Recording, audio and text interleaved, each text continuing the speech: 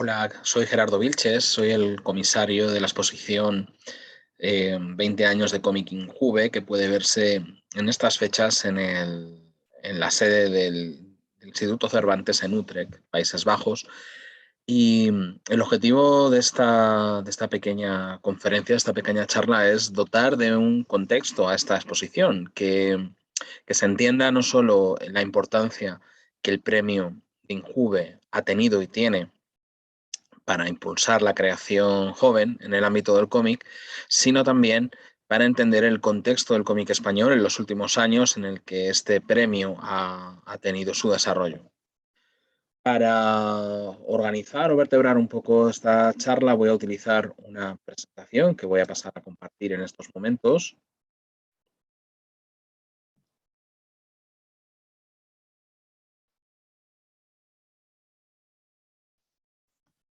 Bien, como decía, el objetivo de esta charla es entender el desarrollo del cómic español en los últimos años. Para ello, voy a empezar dando unas breves pinceladas, muy breves, sobre la historia del cómic en España.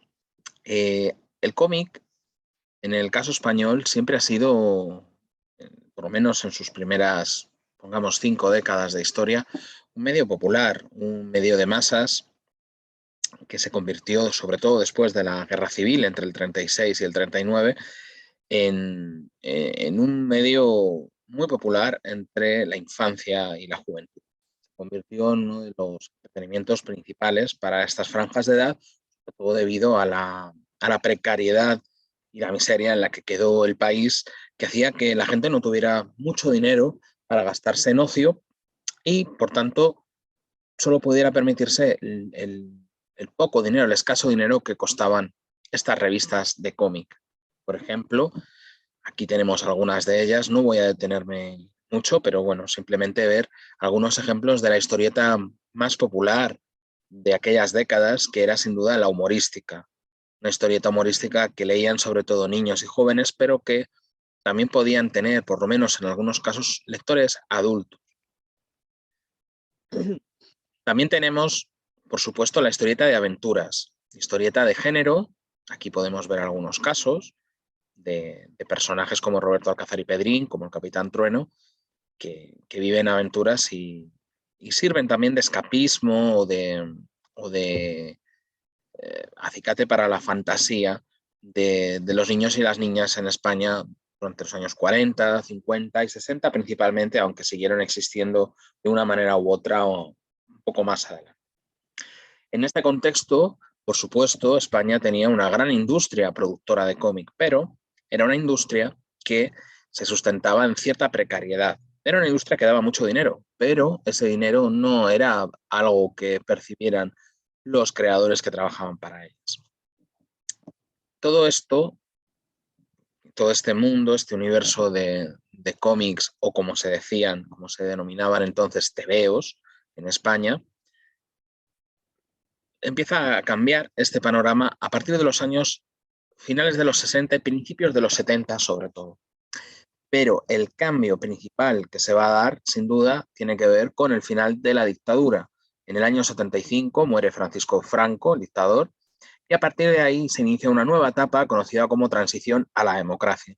Y en esa etapa la censura primero se relaja y luego se elimina, permitiendo así que entren en España, que lleguen por fin muchas manifestaciones culturales que habían permanecido bajo censura y no se habían podido ver en España, salvo 4 personas que por cualquier motivo tuvieran acceso o hubieran viajado al exterior. Y así es como a partir del año 75 empieza a entrar en España toda una cultura nueva, esa cultura joven emanada sobre todo de mayo del 68, de la posmodernidad, nuevas músicas, nuevo cine, nueva literatura, que permanecía vetada para los jóvenes españoles. Y entre esa cultura, por supuesto, están los cómics. Y empiezan a llegar a España cómics que están buscando un lector más adulto. Esto, que en el ámbito, en el contexto europeo y estadounidense, podemos ver desde los años 60, en España se había retrasado bastante, precisamente, por esa censura que consagraba o condenaba, según se mire, el cómic a un público exclusivamente infantil y juvenil. y así lo trataba a través de la censura. Lo que va a suceder a partir del año 75 es que toda una nueva generación de autores va a poder publicar esas obras que no solo buscan a un lector más adulto, sino que además tiene otro enfoque artístico radicalmente diferente a lo que hemos visto hasta ahora. Van a ser obras de autor en las que, aunque evidentemente se sigue contando todavía con una editorial que tiene que estar ahí para poder publicar ese material, ya se hacen con una mentalidad más cercana a la que puede tener, por ejemplo, un novelista cuando escribe su novela. Es decir, el cómic empieza a percibirse, empieza a utilizarse como un medio de expresión artística y personal. Es decir, un autor quiere contar una historia, quiere hablar de una serie de temas y hacer su cómic sin tener en cuenta o sin tener tanto en cuenta el mercado y las normas que lo rigen. Aquí vemos algunos ejemplos, no voy a pararme mucho, sí que puedo decir unas palabras de quizás el autor más importante de la época, un auténtico pionero en cuanto a esta visión del cómic más artística, que fue Carlos Jiménez, un autor que tanto en sus trabajos de ciencia ficción, como se ve aquí a la izquierda, como en sus adaptaciones de literatura, como es el caso del Miserere, que se puede ver en la página, en la parte superior izquierda, ahora mismo en la pantalla, o a través de sus obras autobiográficas como Paracuellos, en las que se convierte en un auténtico pionero de la recuperación de la memoria histórica en España. Todo este material se publica principalmente a través de revistas de cómic, como las que vemos aquí, revistas de corte adulto, claramente, underground en algunos casos. Estas otras, Totem, Cimoc, 1984, pero también otras que no caben aquí por cuestión de espacio, ¿no? O estas otras que tienen una vocación más, bueno, ¿cómo decirlo?, más vanguardista, ¿no? Madrid, Cairo, El Víbora. Son todo revistas que forman parte de un auténtico boom de las publicaciones de cómic adulto en España entre el año, podríamos decir, 77, 78 y finales de la década de los 80. Hay muchísimas revistas de este tipo en las que se van a serializar toda clase de historias de ciencia ficción, policíacas, de fantasía, otras más urbanas, otras más underground, algunas más basadas en la realidad, otras más fantasiosas, pero va a ser una época en la que al menos dos generaciones de autores van a poder acceder a la profesionalización, es decir, van a poder cobrar y vivir de su trabajo en el cómic. Bien, esto va a empezar a cambiar en la década de los años 90. Por motivos que no, por cuestión de tiempo no puedo desarrollar aquí debidamente, todo este modelo basado en la revista en la que se publican series o historias cortas de diferentes autores colapsa. Por falta de ventas, evidentemente, pero también, sobre todo, por la competencia en el mercado del material extranjero, tanto los superhéroes americanos como el manga japonés a partir de principios de los años 90. Como consecuencia de esto, la gran mayoría de revistas, salvo alguna excepción, como este El Víbora que vemos ahora en pantalla, van a desaparecer. Y van a hacer que tanto los jóvenes autores que quieren profesionalizarse como los que ya estaban profesionalizados tengan que buscar otras vías para ello. La salida más inmediata es trabajar directamente para el mercado americano o el mercado francés, franco-belga. Otras personas abandonan el mundo del cómic y se dedican a la pintura o se dedican al diseño o a la animación, al cine, en fin. Realizan todo tipo de labores creativas relacionadas de alguna manera con el dibujo y la ilustración, pero que ya no es cómic porque simplemente ya no hay cabeceras que puedan pagar por ese trabajo con las tarifas que se estaban manejando hasta la época.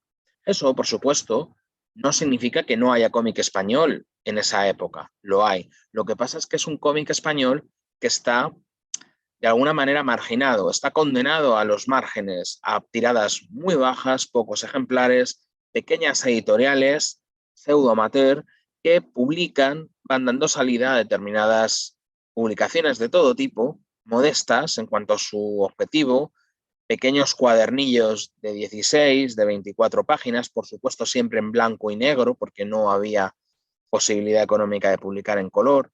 Y es aquí donde van a empezar a aparecer nuevos autores como estos que vemos en pantalla ahora mismo, que están haciendo cómic por el gusto de hacerlos, porque quieren hacerlo, porque quieren utilizar el cómic para expresar algo, pero que asumen que no van a vivir de ello, no hacen cómics como un oficio, sino como una forma de expresión artística, dentro de la precariedad absoluta del mercado.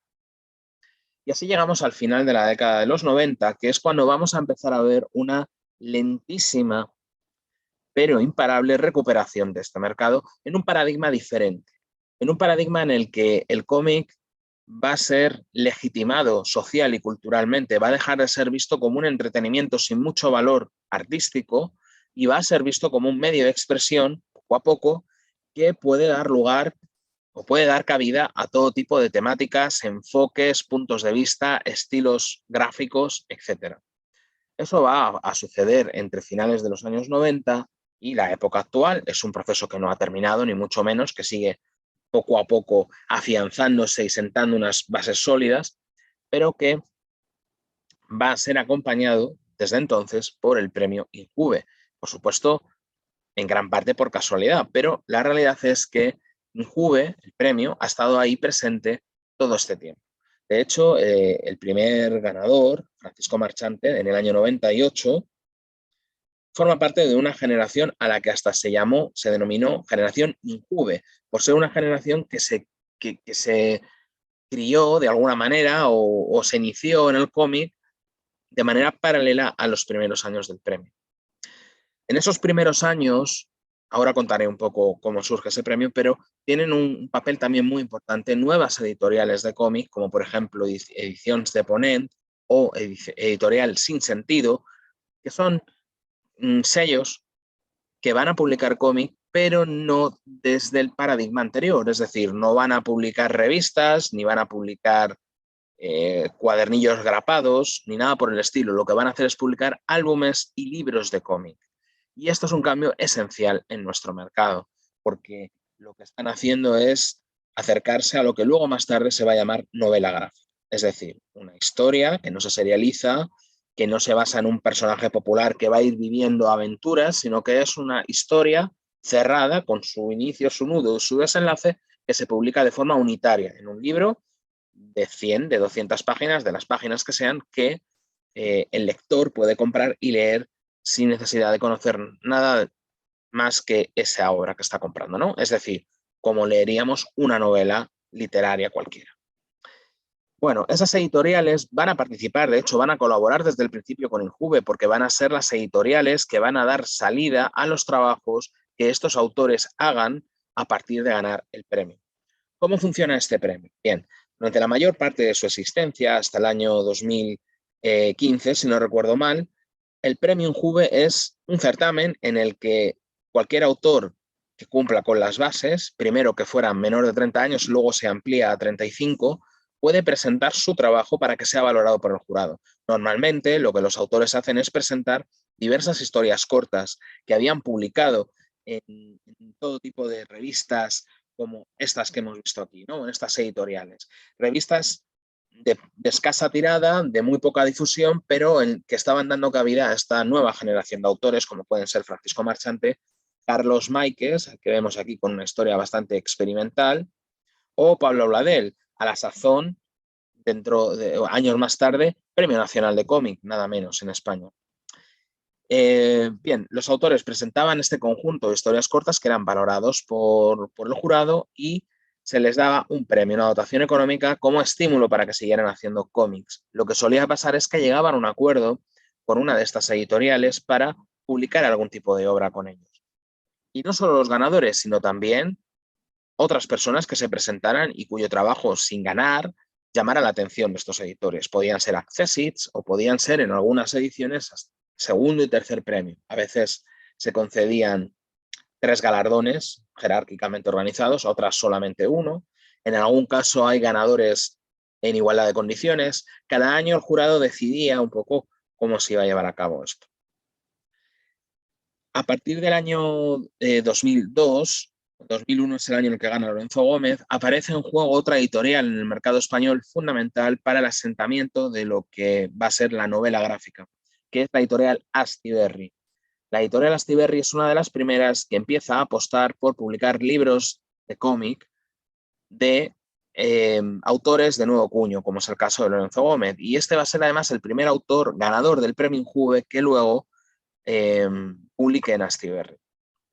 El mercado español continúa, tenemos más ganadores como Gabriel Hernández Gualta, que es uno de los que toma el camino de publicar para una editorial extranjera, en este caso Marvel, con gran éxito. Álvaro Ortiz, uno de los jóvenes, de los más jóvenes autores en ganar el premio, que se ha labrado una potente carrera trabajando directamente para España. O, por supuesto, David Rubin, que alterna los trabajos para el mercado español con los trabajos para el mercado en Estados Unidos. Mientras el mercado del cómic en España continúa creciendo poco a poco y va dando pasos. La novela gráfica no es solamente un formato, no es solamente un tipo de cómic, sino que también va acompañado de toda una serie de fenómenos sociales, porque esa legitimación del cómic, esa nueva consideración, esa revalorización que tiene a nivel social y a nivel cultural, solo es posible si cambia no solo el tipo de cómic que se hace, que también, que es lo principal, sin duda, sino también toda una serie de usos sociales. Por ejemplo, el cómic empieza a aparecer en las librerías generalistas, algo que era bastante escaso antes de eso. Empieza a aparecer en lugares como la FNAC también. Y empieza a ser de interés para las instituciones culturales. Ya he mencionado antes de pasada el Premio Nacional de Cómic que se instaura en el año 2007 por parte del Ministerio de Educación y que va a ser un gran reconocimiento para el cómic en España. Pero también tenemos exposiciones y colecciones de cómic en instituciones como el Museo del Prado, el Reina Sofía, el IBAM en Valencia, el Museo Nacional de Arte de Cataluña y muchos otros a lo largo de la geografía del país. Y sobre todo empieza a haber cómics que trascienden el fandom. ¿Qué es el fandom? Pues es el coleccionista de cómics de toda la vida, el fan, el lector que lee muchos cómics, que le gusta, que es aficionado y coleccionista y que lee todo lo que puede. Y se empieza a llegar a un público nuevo, que es el público generalista, es decir, un público que puede tener interés por la cultura de su tiempo, que puede leer novelas, ir al teatro, ir al cine, y que si no lee cómics es porque lo sigue considerando un producto de escaso valor o bien dirigido exclusivamente para la infancia. Este público en muchas ocasiones recuerda los tebeos que leyeron cuando eran niños, recuerda a Mortadelo, recuerda a Zipizape, recuerda al Capitán Trueno, pero se va a encontrar a partir de determinado momento con una serie de cómics nuevos que no son lo que esperan, que no responden a la idea de cómic que tienen preconcebida y que van a gustarles. Es el caso, por ejemplo, del arte, Conversaciones Imaginarias con mi madre, de Juan José, del año 2005, un éxito de ventas, o sobre todo a partir de 2007 con dos cómics publicados por Astiberri, María y yo, de Miguel Gallardo, y Arrugas, de Paco Roca. Todos estos son cómics que tratan temáticas que pueden interesar a cualquier lector, a cualquier persona, temáticas de la realidad, temáticas apegadas a nuestro día a día. Es decir, no son historias fantásticas de ciencia ficción, de superhéroes, sino que son historias cotidianas. No voy a detenerme mucho en lo que pasa después, simplemente vamos a ver algunos ejemplos de cómics importantes que aparecen y que van diversificando el panorama de la novela gráfica española en los siguientes años. Aquí podéis ver alguno de ellos. Y mientras tanto, el premio Injuve iba reflejando esa nueva variedad e iba incorporando nuevas sensibilidades, cómics más costumbrista, autobiográfico, etc. Por ejemplo, los de Martín López Lam, los de Bryce Rodríguez. Seguimos, nuevos éxitos. Paco Roca se afianza en el mercado español con obras como Los surcos del azar. Aparecen nuevos éxitos editoriales, algunos de ellos relacionados con el guionista Santiago García. Trabaja con autores como David Rubin en Beowulf o Javier Olivares en Las Meninas. Aparece el cómic de no ficción, cómic basado en la realidad. Ya hemos visto antes María y yo, pero vamos a tener muchos más ejemplos como estos que veis en pantalla. Por ejemplo, La Grieta es un reportaje de Carlos Espotorno y Guillermo Abril acerca de la crisis de los refugiados en Europa. Es decir, que el cómic va demostrando que es un medio válido para cualquier tipo de temática o cualquier tipo de género y que no es simplemente un lenguaje, una forma de expresión. Eso, por supuesto, también nos ha llevado a las formas más experimentales, gráficamente más arriesgadas o más insertas en el arte contemporáneo más que en la narrativa. Algunos ejemplos muy variados que estáis viendo en pantalla ahora mismo de obras que experimentan, que son obras de búsqueda gráfica o temática que quieren ampliar los límites del cómic. Y eso se refleja de nuevo también en Injuve.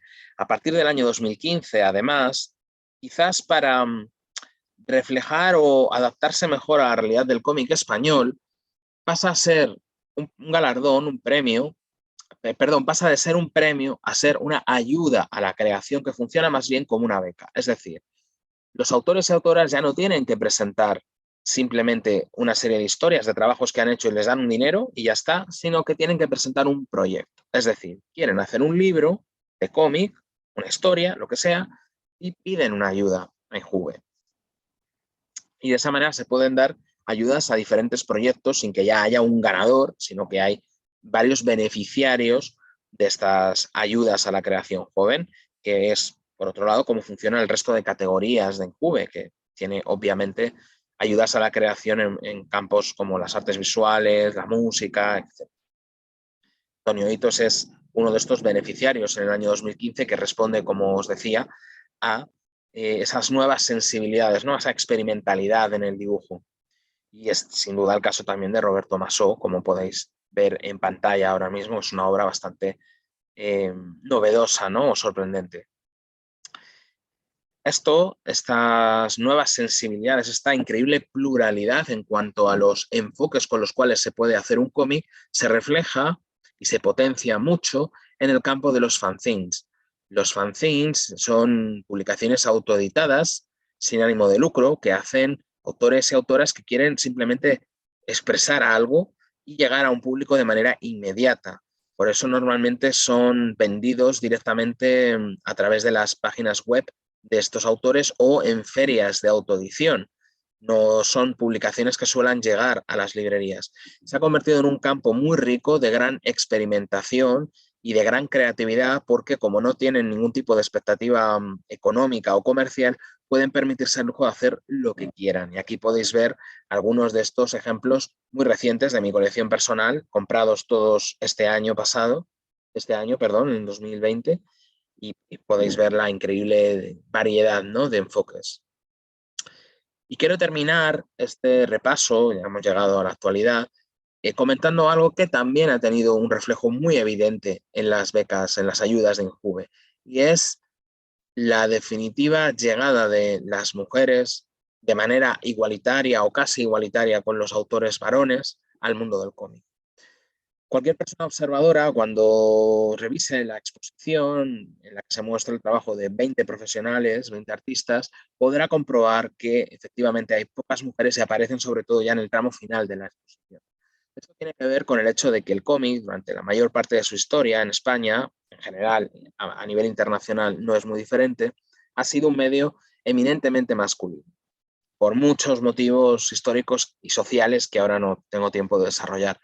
Pero eso ha ido cambiando poco a poco, también por muchos motivos, sobre todo por la llegada de un tipo de cómic que podía interesar de manera mayoritaria a las mujeres. Podemos hablar del manga, por ejemplo, que hizo una evidente labor en ese sentido, pero también a partir de obras de novela gráfica como Persepolis de Marjan Satrapi o Van Home de Alison Bechdel. La realidad es que hoy en día la generación que ahora mismo puede presentarse todavía en Juve, es decir, gente menor de 35 años, hay muchísimas mujeres.